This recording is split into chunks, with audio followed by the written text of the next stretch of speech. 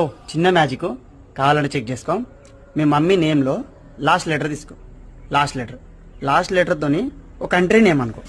Okay, country అనుకున్నావా? ఇప్పుడు ఆ కంట్రీలో లాస్ట్ వర్డ్ తీసుకో. మళ్ళీ లాస్ట్ వర్డ్తో ఒక ఫ్రూట్ నేమ్ అనుకో. ఈసారి ఫ్రూట్ అనుకున్నావా? ఇప్పుడు ఆ ఫ్రూట్లో మళ్ళీ లాస్ట్ వర్డ్ తీసుకో. లాస్ట్ వర్డ్ తీసుకొని దాంతో ఒక బర్డ్ నేమ్ అనుకో. పక్షి, బర్డ్ అనుకున్నావా? ఇప్పుడు ఆ బర్డ్ ఎలా ఫ్లై చేస్తుంది, ఎలా హంట్ చేస్తుంది అనేది ఒకసారి ఊహించుకున్నావా?